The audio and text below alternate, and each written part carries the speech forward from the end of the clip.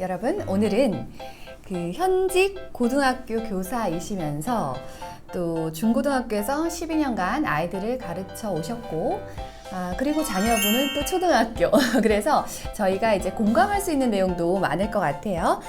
이 책, 그 초3 공부가 고3까지 간다의 저자이기도 한 박은선 선생님 모셨습니다. 안녕하세요. 네, 선생님 인사 부탁드릴게요. 네. 안녕하세요. 저는 초3 공부가 고3까지 간다의 저자 박은선입니다. 네, 반갑습니다. 네. 선생님.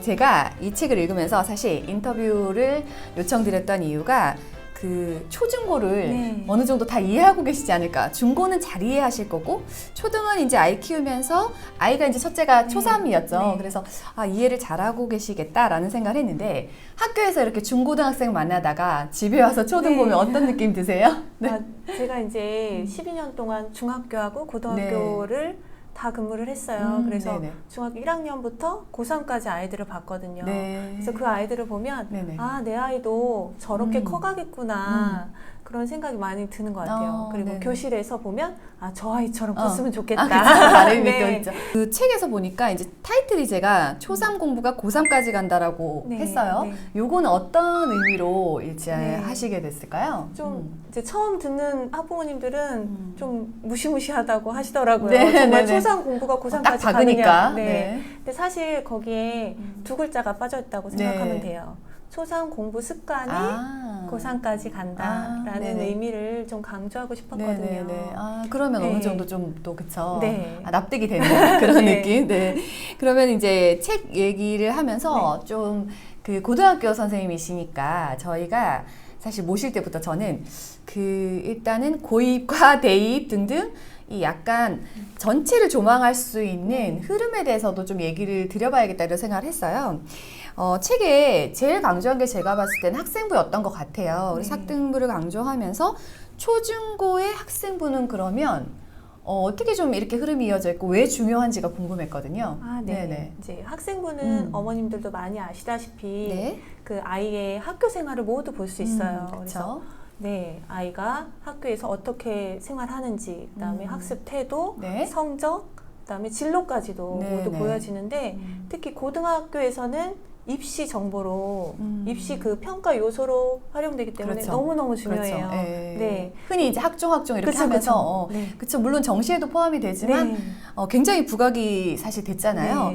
근데 언뜻 이 초등학교의 학생부는 말하자면 사람들이 그렇게 중요하지 않아. 중고등학교에는 중요할 수 있지만 이런 얘기를 하는데 어떻게 생각하시는지요? 근데 사실 잘 보면 초3 학생부하고 고3 학생부를 비교해 보면 거의 유사해요. 저희 책에도 나와 있지만 그 교과목에서부터 그 다음에 각 항목, 비교과 항목까지 거의 유사하거든요. 근데 초3부터 이렇게 학생부에 신경을 써서 준비를 하면 당연히 고3까지도 이렇게 찬찬히 좋은 결과가 있을 거라고 생각이 들고 학생부에 보면 이제 담임 선생님이 학기 말에 써주시는 행동 특성 및 종합 의견 있잖아요. 그것도 되게 꼼꼼히 봐야 된다고 생각을 해요. 그건 이제 고등학교에서도 입시 평가 자료로 활용이 되고 그거를 보면 우리 아이가 객관적으로 학교에서 어떻게 평가가 되는지 알기 때문에 초등부터 이렇게 확인을 해야 관심 있게 확인을 해야 돼요. 지금 이제 시청하시는 저희 구독자분들이 초등 학부모님이 많고 뭐 중학교 부모님도 계신데 이제 고등학교 학교 현장에서 이렇게 보면 중학교나 고등학교에서 왜 말하자면 흔히 최상위권 공부 잘하는 친구들 있잖아요. 그런 친구들의 특징이 되게 궁금했어요. 어떤 특징을 가지고 있을까요? 그런 아이들의 특징이 있어요. 크게 보자면 이 아이들은 좋은 습관을 가지고 있어요. 그래서 습관 자체가 좋고 그렇기 때문에 그 시간 관리에 대해서 체계적으로 이렇게 활용을 하는 것 같아요. 그래서 아이들이 스터디 플래너를 걷어보면 그냥 평범한 학생들과 그 이 최상위권 아이들은 정말 달라요. 평범한 학생들은 공부하는 시간이 항상 부족해요. 근데 같은 시간이어도 최상위권 아이들은 하루에 공부하는 양이 훨씬 많고 그리고 공부에 있어서도 주도적으로 하는 그런 느낌을 많이 받거든요. 그래서 계획에서부터 피드백까지 네, 주도적으로 하는 그런 계획성이 되게 좋아요. 그러면 그 수업 태도나 다른 어떤 그렇죠. 거는 어떤가요? 수업 태도도 좋은 편이죠. 그래서 꼭 그 중요 과목만 아니라 네. 다른 과목에서도 되게 네. 열심히 하고 수행평가라던가 지필평가도 꼼꼼히 챙기는 편이고 네. 모든 이제 약간 과목들도 그렇죠. 다 신경 써서 네. 하고 일단 학교 생활을 굉장히 충실하다. 그렇죠. 네. 그리고 우리가 생각하는 모범생의 네, 그렇죠. 전형이죠, 그죠? 네. 그래서 이 아이들은 자존감도 높죠. 네, 그래서 뭔가 어떤 한 시험에서 실패를 하더라도 나는 다시 할 수 있다. 이런 마음가짐이 있는 것 같아요. 네. 그러면 제가 이제 그 급 질문으로 중학교 때 좀 잘하는 친구들이 고등학교까지 잘 이어지나요?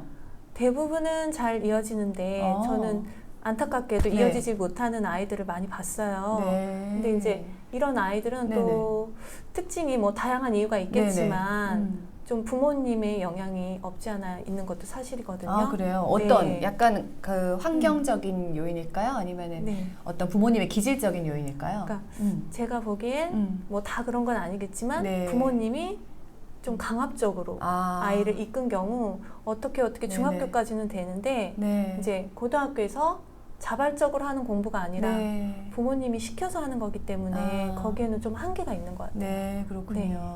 근데 이제 그 초등부터 이렇게 바라봤을 때 이 초등은 흔한 말로 저희가 그런 얘기도 많이 초등 성적은 뒤집어지잖아 이런 얘기도 하고 우리 초등 때 못했는데 중고 때 잘하자 이런 얘기도 하는데 앞서서 습관이란 단어 붙으니까 좀 얘기가 달라지는 것 같긴 해요.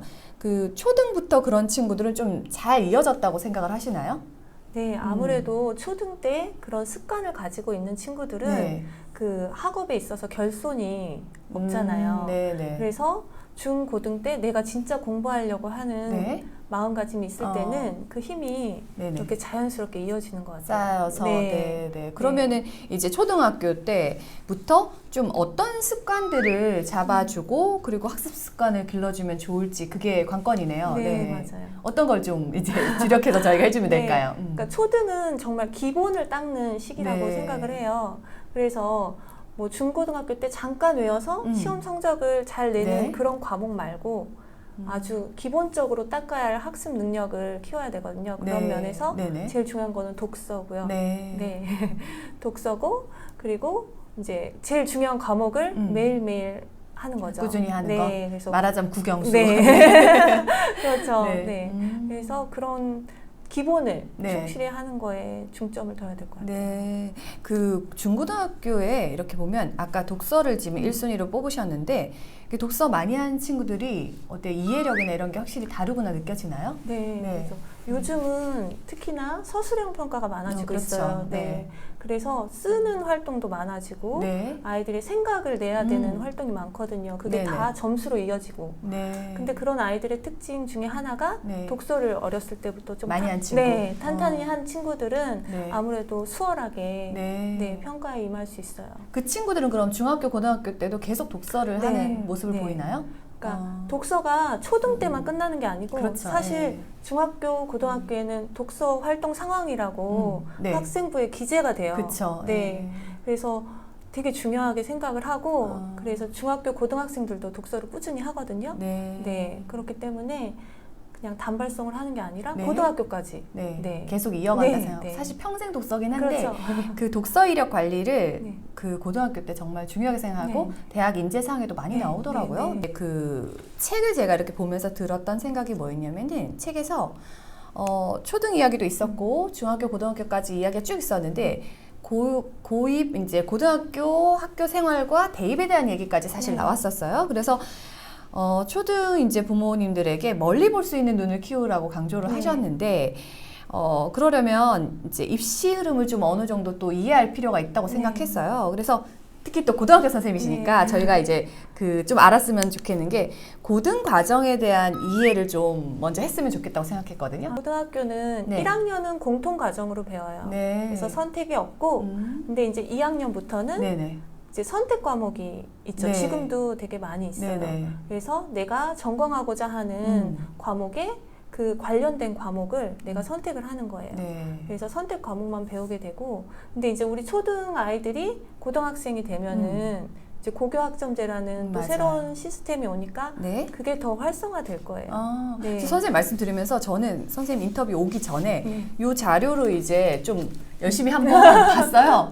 말이 좀 어렵더라고요. 근데 이제 초등 부모가 봤을 때는 좀 이거 다 제도적인 거라 이해가 확 안 되는데 이게 지금 보니까 8월 23일자 교육부에서 나온 자료로 고교 학점제 이제 전면적으로 적용하기 위한 약간 단계적인 계획이었어요.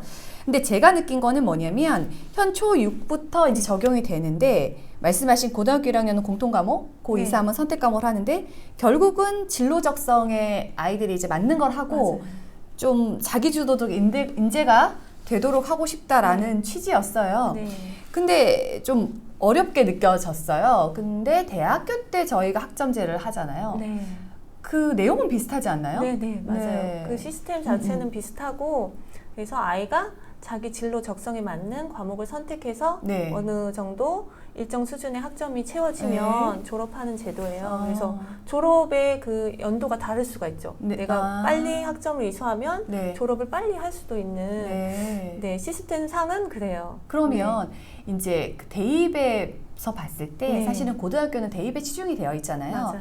대입을 위한 학점을 선택하지 않을까. 그렇죠. 그런 생각이 들거든요. 그래서 취지는 진로와 적성인데 사실은 대입을 약간 목적에 두고 하는 과목들이 더 활성화될 수밖에 없겠다. 그런 생각이 사실 들어서 어떻게 생각하세요? 근데 이제 1학년 때는 공통 과목을 배우잖아요. 그렇죠. 그래서 뭐 국어, 영어, 수학, 한국사, 뭐 공통과학, 공통사회를 배우는데 근데 이 과목들이 다 수능으로 이어지는 거예요. 그래서 2, 3학년 때 선택 과목을 배우지만 1학년 때 배웠던 과목이 그대로 수능 과목에서 기본 과목이 되기 때문에 그 선택 과목의 비중도 어느 정도 있긴 있지만 기본에 더 치중을 해서 그래서 그런 쪽에 더 충실하게 준비를 하면은 그 선택 과목에 있어서는 어느 정도 차이가 있긴 있지만 전공에 따라서 갈 거라고 생각을 해요. 왠지 고1에 되게 열심히 기본을 잘 닦아야 된다는 생각이 드는데 그러면 이제 고등학교에서 중학교 살짝 내려와서 중학교는 1학년 때 자유학년제를 하잖아요. 예전에 자유학기제였다가 자유학년제로 바뀐 걸로 알고 있어요. 근데 자유학년제를 하면서는 이제 초등 부모님이 바로 이제 1학년 됐을 때는 이제 거기에 신경이 쓰이거든요. 약간 그 나머지 시간을 또 학업을 되게 열심히 따로 번외로 하는 분들도 많아요. 맞아요. 요때 어떻게 보내면 좋을까요? 중1 때. 그러니까 고교 학점제를 생각하면 진로를 어느 정도 빨리 선택하는 게 좋아요. 왜냐하면 이제 그 선택 과목을 할 때 아이들이 진로를 정했을 경우 이제 이게 쭉쭉 2, 3학년 그 선택 과목을 하는데 아이들이 고1 때 정해야 되거든요. 선택 과목을. 그러면 중학교 때까지는 어느 정도 그렇죠. 왜냐하면 또 이 고등학교에 이 과목이 있느냐 없느냐에 따라 고등학교 선택도 달라지거든요.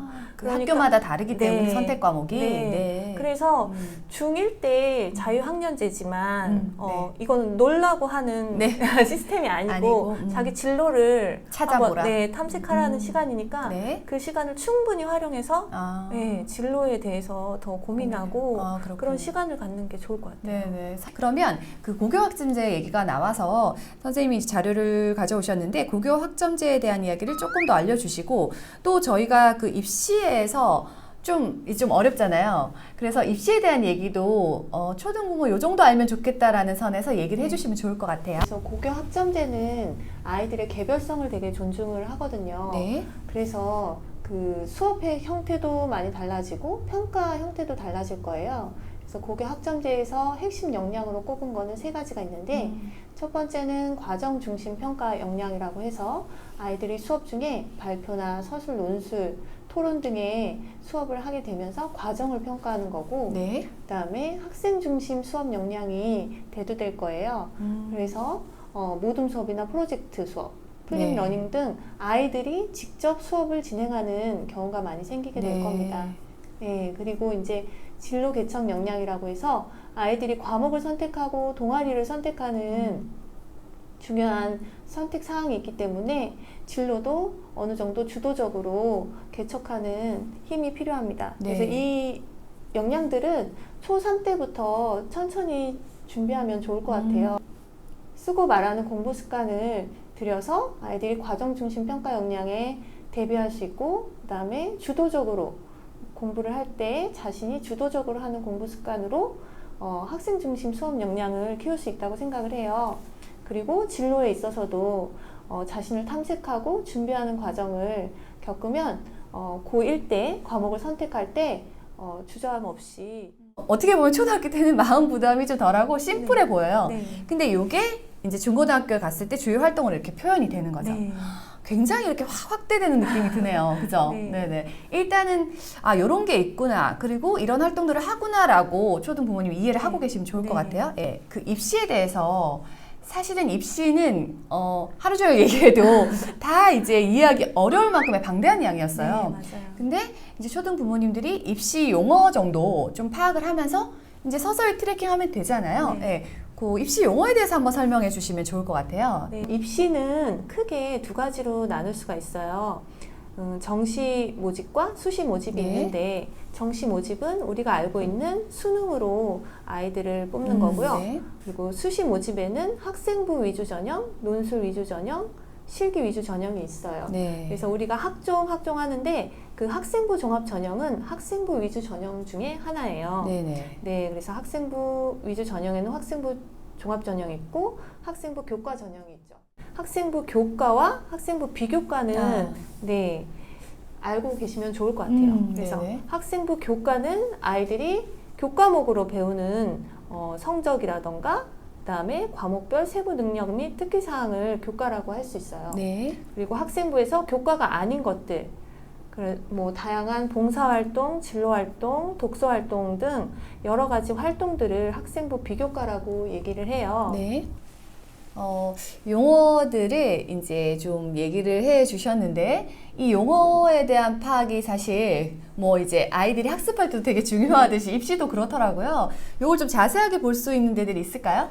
네. 인터넷 사이트에 대학 어디가라는 사이트가 있어요. 네. 이제 이 사이트에 들어가면 이런 아주 기본적인 입시 네. 용어부터 네. 그 각 대학에서 네. 어떻게 아이들을 뽑는지 네. 전형이 아주 체계적으로 다 나와 있어요. 대학마다. 네네. 그리고 전공별로 바로 확인할 수도 있고 내 아이가 어느 정도 점수가 됐을 때 들어갈 수 있는지 네네. 그런 데이터들이 방대하게 있거든요. 그러니까 그렇군요. 한번 방문해 보시면 네네. 정보를 많이 얻을 수 있을 거예요. 이게 사실 보면서 용어도 어렵지만 제도가 너무 네네. 어려워요. 맞아요. 그 학교마다 입시 요강이 너무 다르고, 네. 그죠? 그래서 좀 초등학교 때부터 조금 그냥 연습해 간다고 네, 저희 네. 그 정도 생각하면 될까요? 네. 네. 그 어떠세요? 초등학교 자녀를 이렇게 보면서 내가 초등학교 때는 이런 것들은 꼭 좀 잡아줘야지. 책에도 이제 초등학교 때 어떻게 하라고 가이드를 주셨잖아요. 어떻게 이제 하면 좋을지 얘기를 들어보고 싶어요. 아까도 말씀했듯이 그 초등학교에는 기본에 충실을 해야 돼요. 네네. 그래서 학교 공부가 기본이다 네. 라고 생각을 해서 그 학교에 모든 활동이 가치가 있다. 중요하다. 네. 그렇게 아이가 인식할 수 있도록 네. 해야 되고, 그거는 네. 이제 바탕으로 깔아야 되고, 네. 그리고 학교 생활에 충실히 하고, 네. 그리고 이제 학습에 공백이 없어야겠죠. 네. 그런 다음에 독서. 독서하고, 네. 네, 독서와 이제 제가 또 좀 강조하는 거는 글쓰기예요. 네. 네, 이제 앞으로 고교학점제로 인해서 서술형 수능도 그렇죠. 도입된다 네. 이런 말도 있기 때문에 네, 글쓰기를 좀 강조하는 편이고 사실 지금 학교 현장에서도 아이들이 글쓰기를 못하면 수행평가를 하지 못해요. 좋은 점수를 얻기가 힘들어요. 중학교 때부터 그렇죠. 네. 아까 비교과 말씀하셨잖아요. 네. 비교과 활동이 초등학교 때는 생각하면 어떤 게 있을까? 어떻게 연계될까? 그런 생각을 하게 되는데, 예를 들어서 뭐 아이가 뭐 반 학생 회장을 해본다던가 뭐 봉사활동을 한다, 이런 것들이 다 포함되는 거죠, 그죠? 네. 그럼 초등학교 때 조금 적극적으로 학교 생활을 아이에게 이렇게 좀 유도하는 게 좋겠네요. 네. 예능 대회 만약에 한다고 하면은 대충 엄마들이 해주고 네. 이런 게 아니고 아이가 주도적으로 준비하고 그런 모습이 더 의미가 있는 것 같아요. 그쵸. 그리고 선생님 눈에도 그게 보이거든요. 엄마가 준비해줬는지, 아이가 스스로 했는지, 그런 경우는 정말 뭐 중고등학교 가서는 학생부에 적어줄 때 선생님이 정말 눈에 띄어요. 그런 아이들은 스스로 하고 스스로 경험하고. 좀 제가 안타까운 게 줌으로 뭘 많이 하니까 그런 것들도 확 줄었다는 생각이 들거든요. 맞아요. 그 고등학교 현장은 지금 줌 수업이 어떤가요, 아이들이? 지금은 이제 반반 나오고 있어요. 근데 이제 9월 6일부터는 또 어떻게 될지 모르고, 그래도 이제 고등학교는 입시랑 연결이 돼 있어서 아이들이 나온 날은 모든 활동을 하려고 하고 축소는 안 하고 요즘은 이제 선생님들이 그런 플랫폼을 많이 활용을 하고 온라인 플랫폼을 많이 활용해서 아이들의 그 참여를 유도하려고 이렇게 많이 하는 편인데 그래도 아이들 대면 수업할 때랑은 다르게 좀 중하위권 아이들은 참여도가 좀 낮긴 하죠. 그렇죠. 되게 신기한 게 학습 격차가 줌 수업을 하면서 더 벌어졌는데 그 이유가 아이가 잘하는 친구들은 줌에 더 열심히 참여하기도 하고 뭐 인터넷 강의 같은 경우도 더 열심히 찾아보고 주도적으로 그죠? 그래서 더 벌어지지 않았나 생각이 들더라고요. 제가 이제 요거는 마지막 질문이자 좀 어떻게 보면 크리티컬한 질문일 수도 있는데 늘 이제 중고등학생이 됐을 때 아이가 공부 조금 이제 힘들어하는 친구들 같은 경우는 잘하는 친구는 머리가 좋아서 그래 예를 들어서 이렇게 얘기를 하고 핑계를 삼을 수도 있고 그래서 좀 현장에서 보셨을 때 이 친구는 공부 잘하는 아까 친구 얘기가 나왔잖아요. 내가 봤을 때 이 공부 잘하는 아이들은 진짜 노력인 것 같다 아니면 습관인 것 같다 아니면 머리도 있는 뭐 이런 거 있잖아요. 10여 년 동안 이렇게 지내오시면 어떤 생각을 하고 계시는지 궁금하거든요. 물론 공부 잘하는 아이들이 머리가 좋은 아이도 있고 그냥 보통인 아이들도 있어요. 근데 공통점은 얘네들은 공부 양이 많아요. 엉덩이 힘이 엉덩이 근육이 좋아요.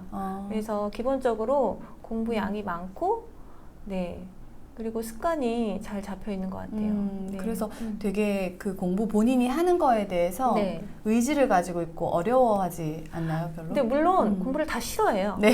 잘하는 친구도 싫어하고. 싫어하지만 인내하는 거죠. 그래서 내가 해야지, 해야 하는 것. 지금 잠깐 참지만 해야 하는 것이라고 생각을 하고 그런 믿음으로 공부를 하는 것 열심히 같아요. 버티고 참는 거죠. 근데 그런 믿음이 있기까지는 뒤에서 믿어주는 부모님들이 계세요. 뭐 아이를 막 잡아 끌어 책상에 앉힌다고 아이가 공부하는 게 아니고 중고등학교까지 고등학교 특히 고등학교까지 가면 부모님이 뒤에서 밀어주고 그다음에 믿고 지지해주는 그런 태도를 많이 보였어요. 그렇군요. 오늘 이제 나와주셔서 이렇게 여러 말씀을 주셨는데 제가 사실은 책을 보면서 저는 이제 꼼꼼히 메모하면서 봤어요. 그 위에 이제 저도 어떻게 해야 되나 그 고민이 드니까. 근데 선생님이 오늘 얘기 주신 거에 굉장히 이제 좀 그 세부적인 내용, 그래서 대입에 관계되는 것도 그렇고 고등학교 생활에 대한 모습들도 아주 자세하게 나와 있더라고요. 그래서 그런 부분에 되게 도움을 많이 받았고요. 오늘 이제 멀리 오셨어요. 그래서 장시간 이제 와주시고 또 인터뷰에 응해주셔서 선생님 감사드립니다. 감사합니다.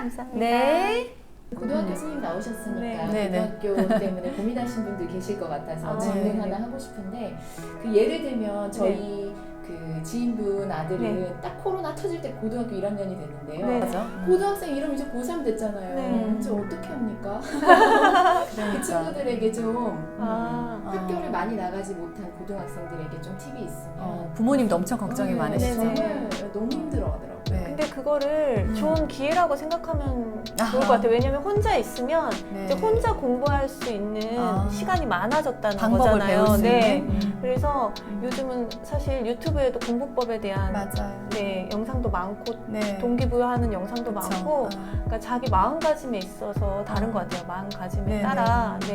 사실 우리 아이도 이 공부 습관을 잡을 때 코로나 때문에 습관이 잡혔거든요. 오히려 시간이 많으니까 제가 이렇게 부딪히면서 하는 게 많아졌거든요. 그러니까 기회라고 생각을 하고